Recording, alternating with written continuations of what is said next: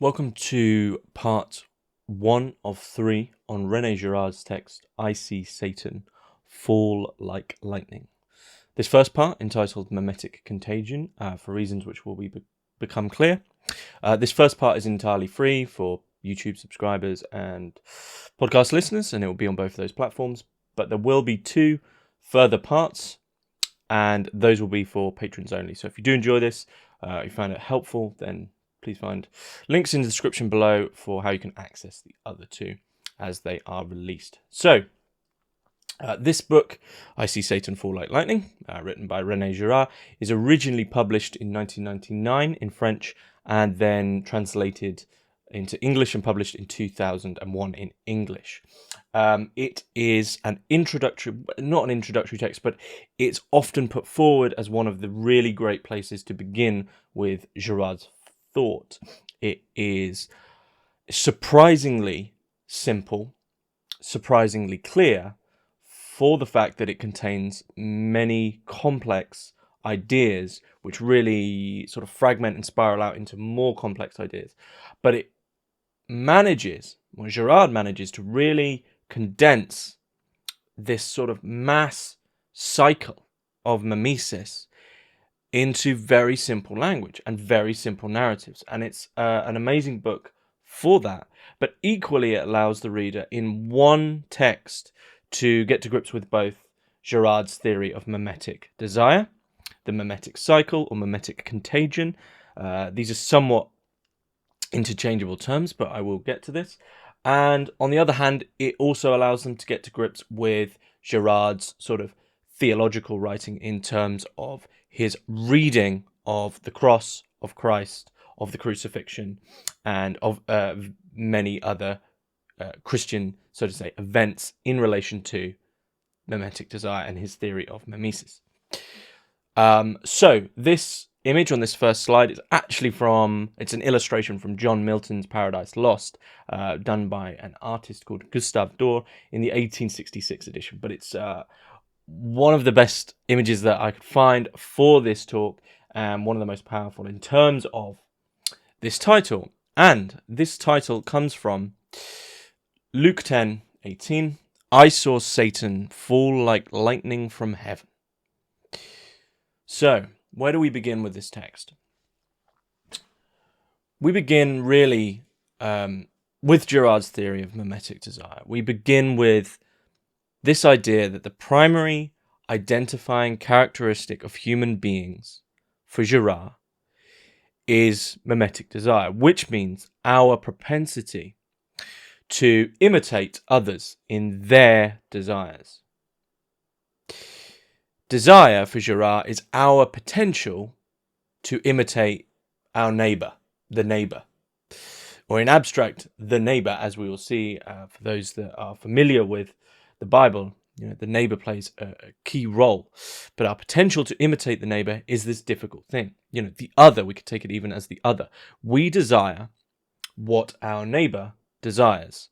We see that our neighbour has purchased a sports car, and up until that moment we didn't really have this desire, but that mimetic contagion, in a way, that rivalry, which I'll get to, comes into play, and all of a sudden we desire the object because our neighbour has it, because the other has it.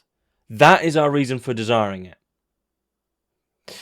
And from this comes a conflict. This leads to conflict and violence, because our ability to desire is to such an intense degree that really there is nothing that will stop our attempts to achieve that desire. There is nothing that will stop us from attempting to acquire, to achieve that thing that we see or understand that our neighbour has, and we desire simply for the fact that they have it. And that is mimetic desire. And from this, we become rivals with the original model of desire, which ensues into a conflict. We become rivalrous with those who have the other thing, because someone has X and it's going to take, time, money, effort to acquire X. But as soon as we see that they have X, we understand that they have this thing, this sports car or whatever it may be, we then become rivalrous because in understanding that they have it, we now want it because they have it. But in that moment of understanding that they have it, we then also understand that we don't have it, and we enter into a rivalrous relationship because they have the thing and we don't. But this relationship ends up rivalrous because in our attempts to achieve that thing, we may end up attaining that thing, and in doing so, they become rivalrous of our sort of equality in that moment and thus want to overtake. The rivalrous and the desire is always seeking to sort of outdo the other in that sense, the neighbor in that sense. And this is the conflict.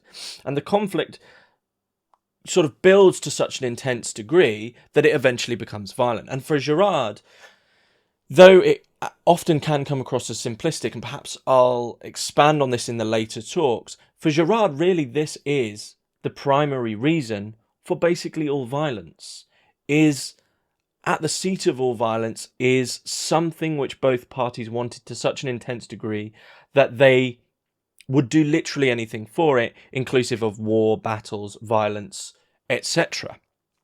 But of course, Girard's sort of perhaps absurd, not his absurd understanding, but his understanding of the absurdity of this is that the desire was brought about by the mere fact, not for a true desire of that thing, which Girard doesn't really truly have a problem with, but mimetic desire is specific to a desire which is brought about for the simple fact that someone else has the thing. Now, what's next in this chain of events? Because really we need to think of this in this short sort of introductory bit that I'm giving here, we need to think of this as a cycle, and it begins with this: someone has X, someone else, there's two parties, or there could be more, of course, but someone has X, someone else wants X who doesn't have X, they desire it because they see that other person has it, and they begin into this intense relationship where they'll do anything for it. And that's the beginning of the cycle. I see someone has a sports car, I now desire it because they have it, and that's the beginning of this intense rivalrous cycle. Now what's next? What comes next is a scandal, which translated from both Hebrew and Greek means a stumbling block, right? It's this thing which inhibits one's attainment of their desire. I want the sports car, which simply because the other person has it, but there are these scandals, there are these things which are inhibiting me, which are stopping me from attaining that thing, of acquiring it, of acquiring my desire, which I now want. Now, in such a case whereby multiple scandals, multiple things which inhibit us from attaining stuff begin to compile, and say there's multiple people, multiple camps who all want this thing because the other has, a celebrity has something, all of a sudden the entire nation or entire fan base, you could say, wants this thing. But there's all these multiple scandals which stop them from which compile to stop them from getting it. Eventually, the multiple camps let off steam by way of blaming an identified offender, the person who is seen as the cause of this scandal. There is a reason why we can't attain the thing. There is a thing that we want, and as we seek to get it, there is a scandal, something which inhibits us and stops us from getting it, and then we blame someone for that reason. There is always someone to blame for the reason as to why we can't attain the desire which we want. And the person, this person is then seen as the cause of the scandal. And this is called the single victim mechanism, which, understood in biblical terms, slowly bringing in the Bible and the Christian reading here, this victim process, this process whereby this single victim is brought about, from this cycle that I've now spoken about, is the work of Satan, but is also, in fact, it is Satan. Now, this is, in this sort of short introductory bit, the idea of Satan can get a bit complicated, but there is actually a section on him that's coming up. However, Satan is the father of lies and deceit, and as such, for Girard, he is the accuser. He's, the power of accusation, which finds the victim as being the cause of everyone's troubles. There's a reason all of us can't get this thing. someone is to blame for that reason, and Satan is that accusation. He's the accuser. He's the person who's saying this person is to blame for everything. They're now the single victim in that single victim mechanism. Satan is that accusation of saying this person is to blame for everything. So from this, there is now this contagion of mimetic desire, this idea that we all want to imitate the other and want this same thing, mimesis, and we all desire this same thing, mimetic desire. But we've now realized that on a communal level, this is completely unfulfillable between all these rival groups who want this same thing, because everybody else also wants the same thing. That's the reason why we want it. There's all these scandals and reasons, highlight the Girardian terminology. There are all these scandals as to why we can't get this thing. And then there is the accusation of saying this person is to blame for why we can't get this thing, the single victim mechanism. And this identification of the single victim is really where Satan is primarily found, but Satan is found throughout this entire process. He is rivalry, he is the disorder, and yet he is also the accusation, right? He's simultaneously the disorder, the oh my god, there's all these rivalrous camps which can't attain the thing, this complete disorder in relation to the mimetic desire that everybody wants. He is that disorder which has allowed everyone to brew up into this intense, violent sort of hatred that's brewing because they all just want this thing, they desire this thing.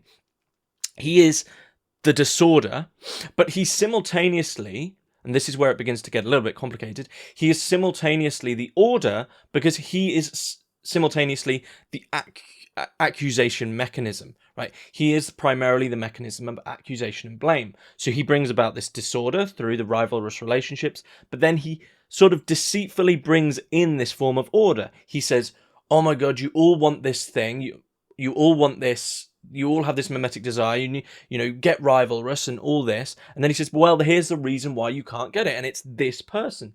This person is to blame. And what does this victim mechanism lead to? What does this single victim mechanism lead to for Girard? It leads to sacrifice. It leads to human or animal sacrificing. And what really is this in abstract? This sacrifice really is the offloading of the blame onto a single ritual act, a scapegoating. Right? From Leviticus 16, the transference of the sins of the community onto a he-goat, which happens in Leviticus 16, which is then driven out of the community, right? Everything, in very, very short, everything's absolutely awful. Here's the reason why. Here's the person who is to blame for the reason why. You project and offload everything onto this single ritualistic act of this person, and you push them out of the community. And this process leads further to what Girard calls double transference, whereby the victim, the single victim who all the blame has been put onto, offloaded onto, is understood as the cause of the scandal, that thing that stops us from attaining our desire, the sacrifice of whom is equally seen as the cause for new peace and prosperity, which itself comes from the cathartic unloading of communal frustration in the face of scandal, right? So, very quick overview of the cycle so far, because it's very important to understand this, what's called the cycle of mimetic contagion. Somebody has a thing, an object. This is how simplistic it is sort of for Girard, and I don't mean that in a crass way. It's a very simplistic philosophy, which is extremely potent. Someone has an object, which they have, and it's, a nice object or whatever. Everyone begins to want that object for the mere fact that someone else has it, that the neighbour has it. A rivalrous relationship is built because not everyone can attain the object. From this, there are scandal or multiple scandals, multiple reasons as to why the community can't obtain the object. Then, and this so far is all the work of Satan. From this original mimetic desire, that's the work of Satan, Girard's reading. And then, because they can't obtain the thing, that someone is blamed. Someone has said, well, this is why we can't get the thing. This person's to blame. This person then, who's now, we've offloaded all our blame, all our resentment, all our frustration onto this one single victim. They are then taken as a sacrifice. And from this, there is a catharsis because this victim is seen by Girard to have a godlike existence, whereby they are seen as the cause of the troubles, right? They're to blame for everything. They're to blame for the reason I can't have my sports car, but also the alleviation of those troubles in relation to peace and prosperity by way of this mechanism. The victim dedicated for sacrifice becomes sacred, right? This person is now sacred because the key to the order from this disorder is completely now within them. And they actually begin to draw attention from the community, and these people who become sacred gain followers. And actually many people would then, seek to preserve this victim because they've become this sort of sacred person who can somehow bring about order from disorder.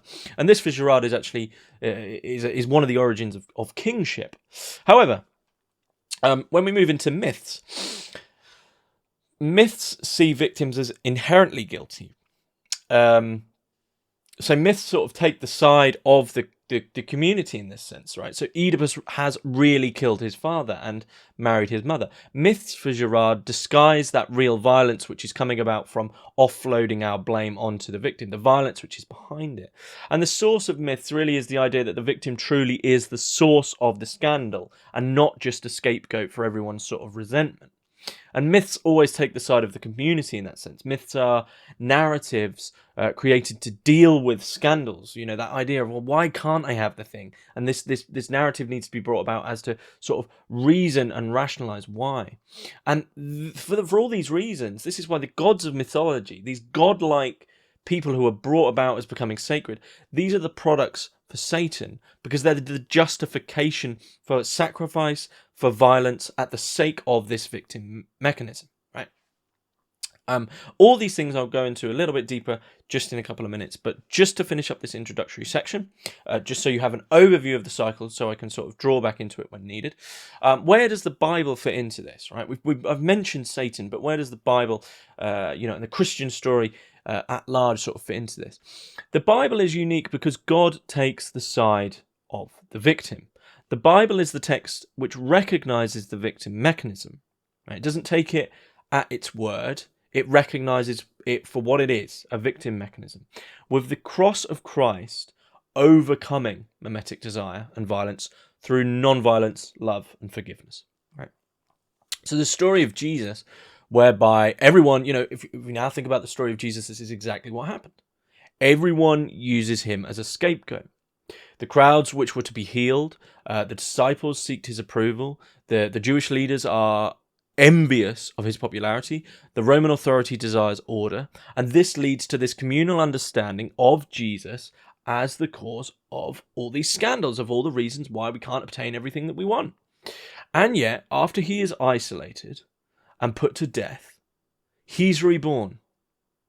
All these other sacrifices, which I've mentioned before, which I will get to, these other sacrifices, in later stories, they're stoned to death, or these sacrifices, these victims are sometimes killed. And from that killing, even though people haven't obtained what they wanted to obtain, there is a communal catharsis, an offloading of all that frustration as all these reasons as to why you can't get something. You blame someone, everyone agrees it's them, you kill them, you have an emotional offloading, and you no longer really have this pent up frustration towards what it is you can't obtain on a communal level. And of course, this is the same thing with Jesus. Jesus is seen by all these multiple camps as the cause of the scandal. And yet, as he's isolated, unlike these other victims who become sort of martyrs and false gods, everyone else just decided they were gods because they decided upon this. Jesus is reborn. Okay. Thus, he subverts this victim mechanism, right? Because the victim's no longer just used as a justification for violence in that sense, as a justification for everything else that's happened. Christ was an innocent victim. He has overcome the victim mechanism, which Satan repeatedly uses to justify the expulsion of violence with violence, right? You have this violence that's brought about in the rivalrous relationships towards objects. People begin to get violent because they all want the same thing. And how does Satan justify bringing some sort of order, in quotation marks, into this disorder? He says, blame this person, stone them to death or kill them, and your catharsis is offloaded. So he there is a catharsis. And so he justifies, we need to get rid of this violence. How do we do it? We just be violent towards this person. Whereas Jesus, in rising from the dead, as proof of the word made flesh, begins a new teaching, right? Apart from the mechanism described by Girard. He really turns this victim mechanism on its head. The Bible reveals the innocence, right? Therefore, not only of Jesus, but it reveals the innocence of all similar victims, and that the victim mechanism, it reveals that this victim mechanism, for what it is, as I said, a product of Satan, right, which keeps the cycle whirring. The revelation of the scapegoat in myths never happens, right? Myths are sort of always on the side of this. And yet the Bible tears back the curtain, allowing us to see the scapegoating mechanism at work, right? These people, these single victims, become the scapegoat for everyone's problems. And a few dissenters, Jesus' disciples, for instance, don't succumb to the mimetic desire of the crowd and proclaim the innocence of the Lord of the victim. And yet, as Girard says on page 2, in fact, he says, in mythology, there's never a dissenting voice. He says, in mythology, no dissenting voice is ever heard. Jesus has a few disciples in the crowds, though many of them do succumb to what I'll get to is called mimetic contagion. But he does have a few dissenting voices, right, to say that he's innocent. There's an innocence of this victim, that Lord Jesus Christ is innocent. And yet, there is, in mythology, in myths, never a dissenting voice. Myths is on the side of the victim, the single victim mechanism. Takes it for what it is. Takes it as if it's entirely true that these people truly are to blame. So Jesus' willingness to die for the truth makes the entire cycle of satanic violence visible, opening the way for the kingdom of Satan to give way to the kingdom of God.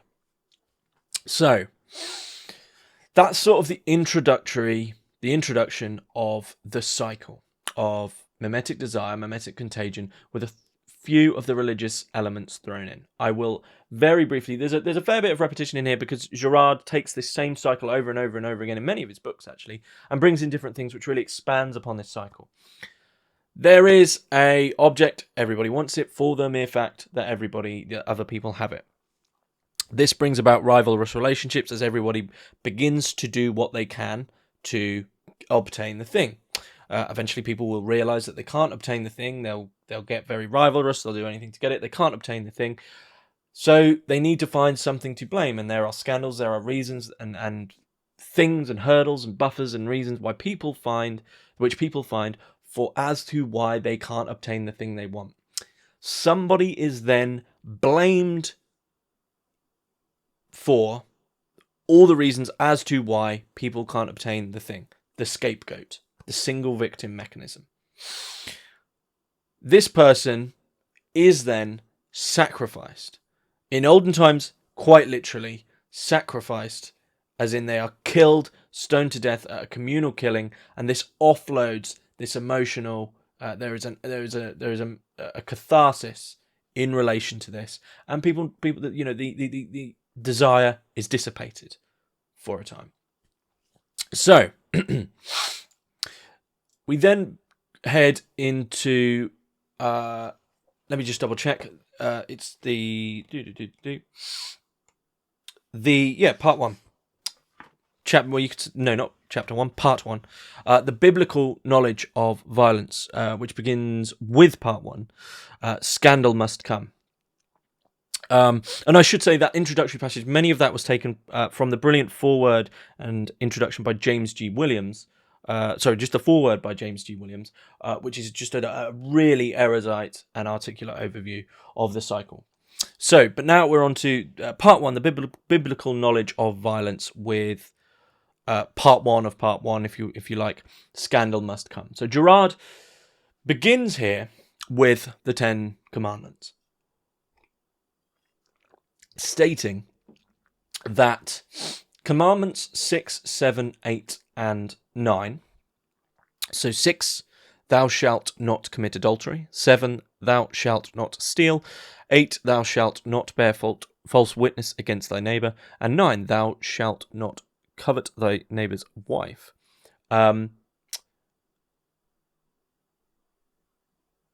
all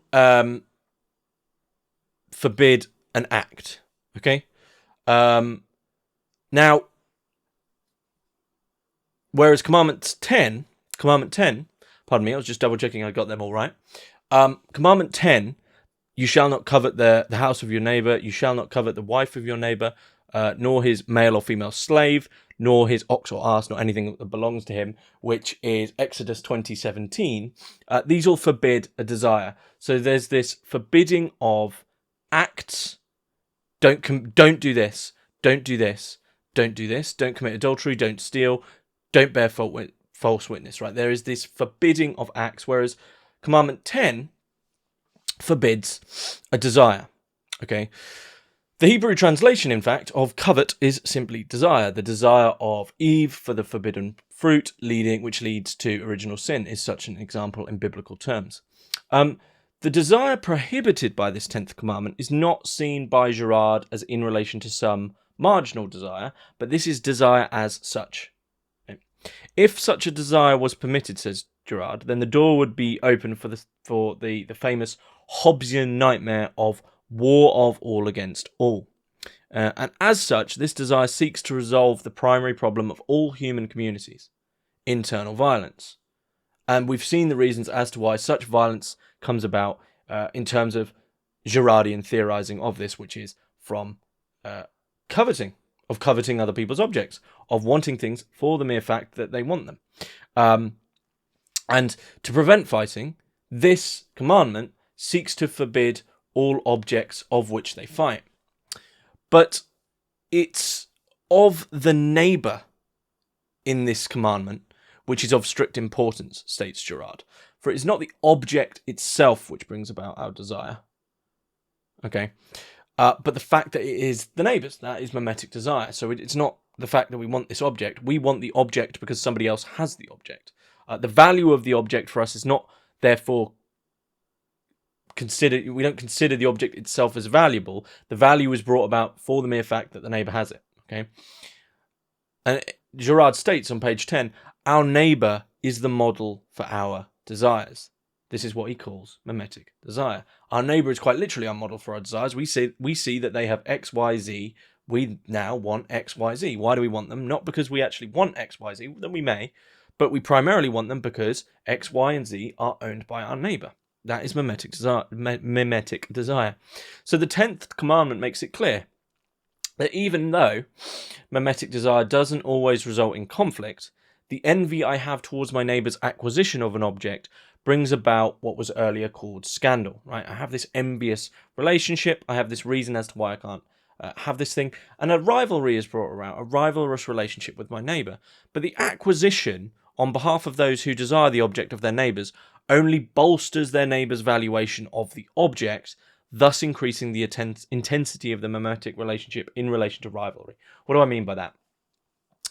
The neighbour has X. If it does come to pass that I eventually acquire X, this then bolsters their valuation of X, and they might want more of it, whatever it may be, or they might want a better version or a bigger version. And this, of course, then bolsters my sort of jealousy and rivalry in relation to that object, and the whole cycle really intensifies into a mimetic relationship of rivalry. And thus, the more individualistic we become, the more rivalrous we become, and this actually for Girard develops cults which turn to hatred and violence, or inner violence.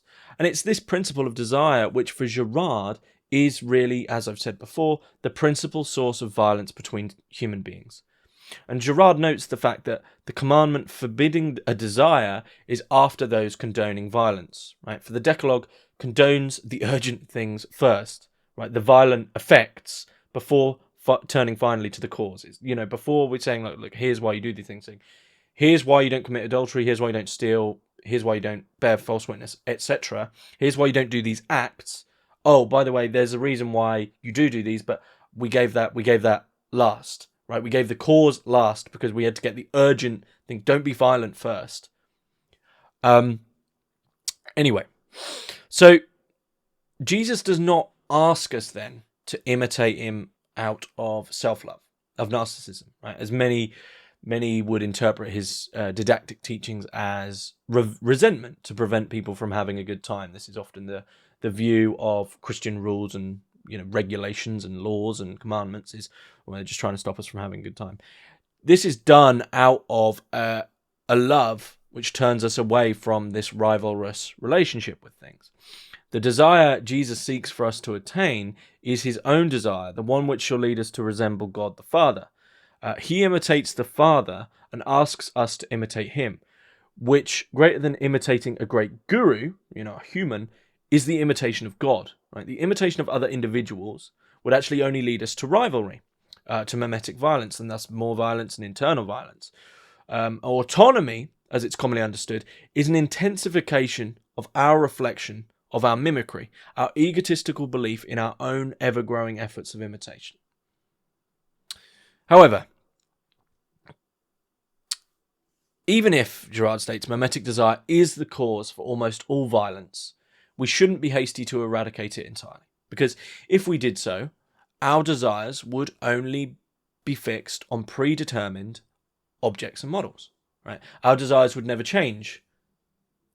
There would be no freedom. Mimetic desire is surprisingly intrinsically good.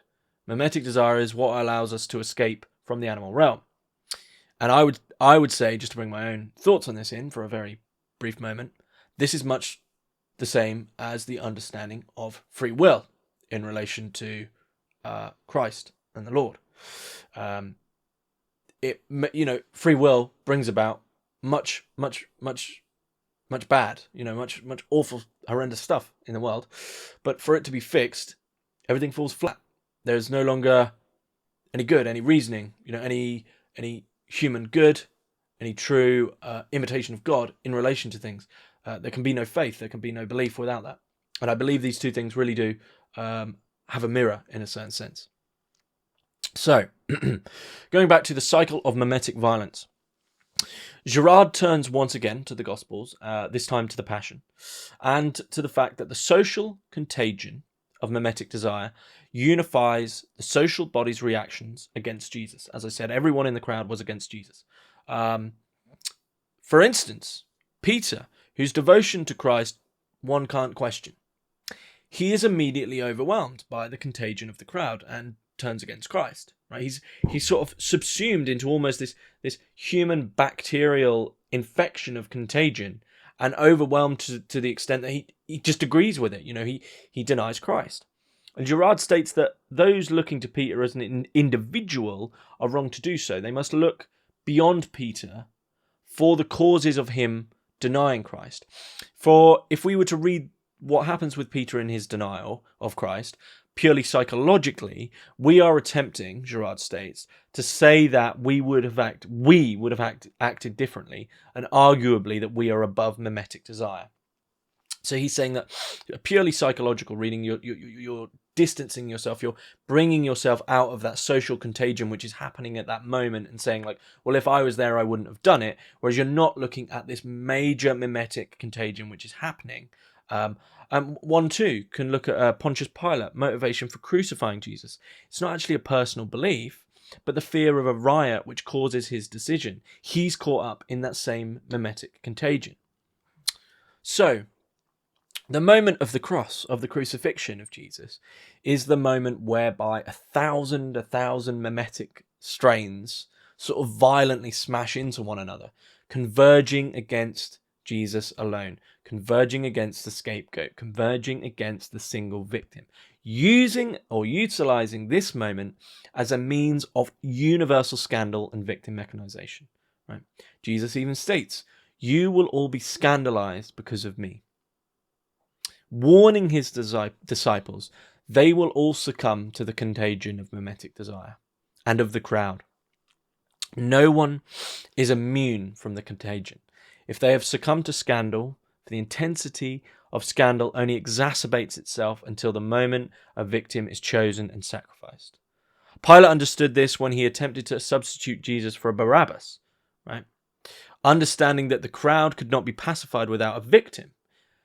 Pontius Pilate knew this, and he wanted to sort of replace it in. And then he knew they needed this sort of, say, symbol, this victim, to offload everything onto. However, by this point, the veracity and the unanimity of the contagion had made a collective decision of offloading everything onto Jesus. They'd made a decision that He was the victim, and no other victim would suffice to sort of appease their multiple scandals at that point, because everything's very personal. You have to remember everything's extremely personal at this point, because the reason all these rivalrous relationships has come about is because everyone has their own reason, their own scandals, their own problems as to why they can't obtain what they want to obtain. And of course, everyone in the crowd has their own individual things, but this coalesces into a collective agreement. And so, within the Gospels, both in the death of Jesus and the death of John the Baptist, we find a cyclic process of disorder and its re-establishment via this single victim complex, single victim mechanism. So, finally, we turn to Satan. So, here Girard turns to the mimetic cycle of the Gospels.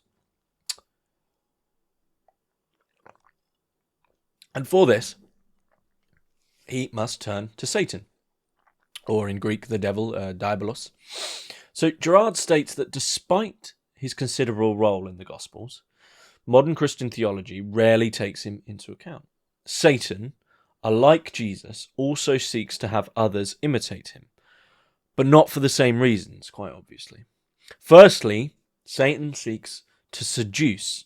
He seeks to seduce us into abandoning all inclinations in defiance of morality and any prohibitions. It's Satan who makes us see prohibitions via the lens of that aforementioned curmudgeon, right? Who believes that people are just, Christians are just trying to stop us have fun.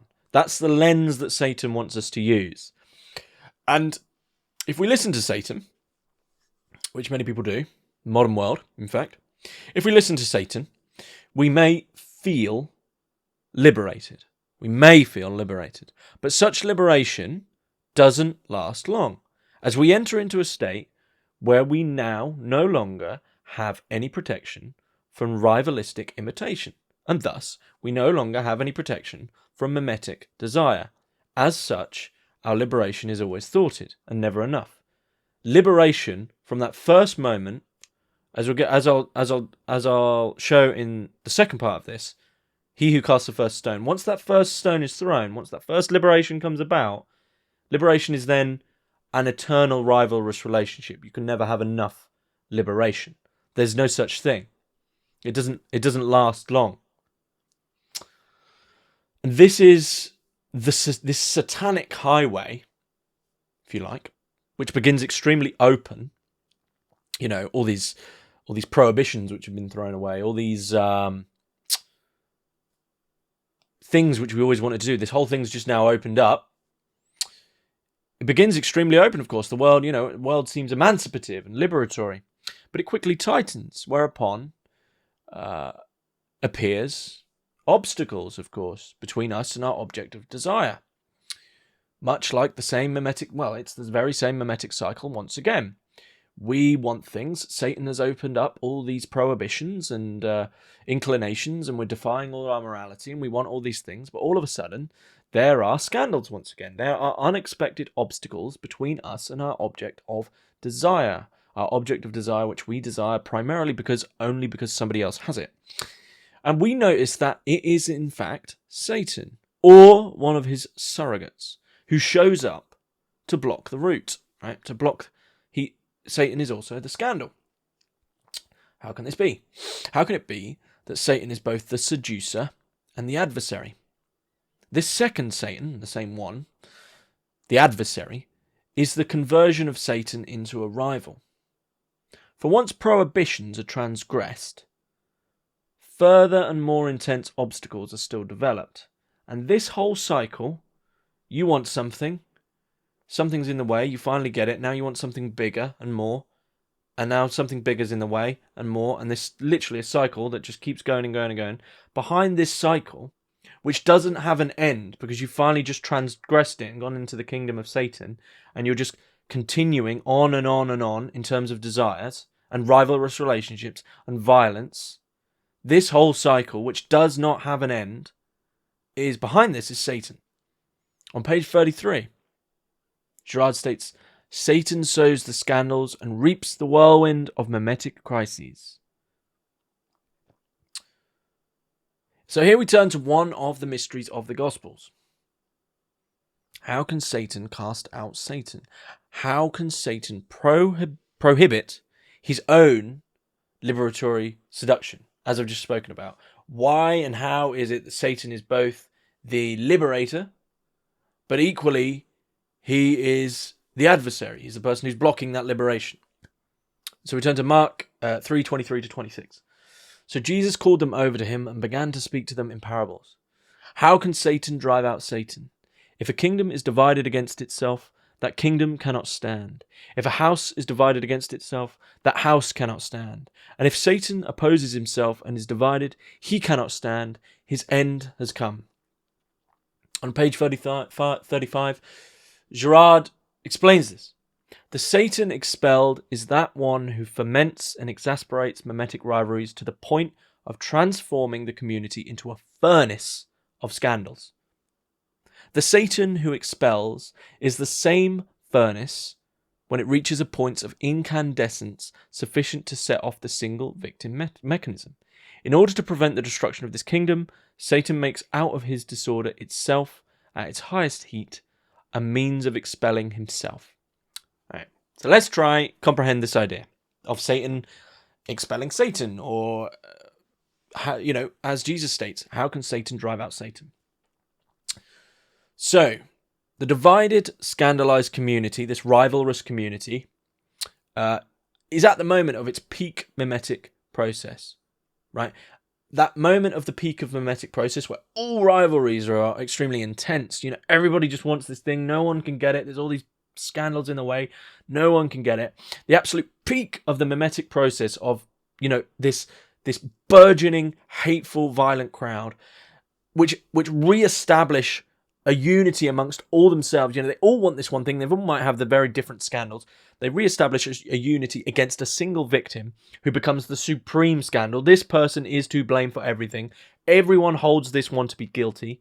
So Satan is he who persuades the contagion, the crowd, the community, that this guilt is real, right? That this person definitely should be guilty. They are to blame. Satan persuades everyone, this one person is to blame for all your problems. And in this manner, the moment on the cross, the moment of Christ on the cross, is the moment when Satan consolidates his power. It is no longer all against all, as it was just prior to that peak, when everyone was absolutely rivalrous and ready to tear everyone else's face off in terms of, why do you have this thing and I don't? Why can't I get this thing? It's no longer all against all, but bang, it's all against one. Jesus. Everything is this person's fault. Satan persuades everyone that it definitely is this person's fault, and this person 100% should feel guilty. And so, all this disorder, which is now in the kingdom of Satan, this burgeoning, hateful, destructive disorder, which of course Satan can't allow to continue forever, because that would just mean the destruction of his entire kingdom, and he doesn't want that. So what does he do? He has this burgeoning, hateful disorder, which he of course loves. So how does he sort this out so that his kingdom can continue? He puts enough order back into the world to prevent the destruction of his kingdom, right? And how does this happen? That single person who Satan says, they are absolutely to blame. You're completely right in understanding as a crowd that they are to blame. So we should kill them. We should sacrifice them. So once satiated by the blood and the violence of the crucifixion, of the sacrifice, the crowd, what happens? They return to daily life, right? They're satiated by it. It was enough of a sort of an emotional cathartic release that they go back, and Satan's kingdom continues to whir on, right?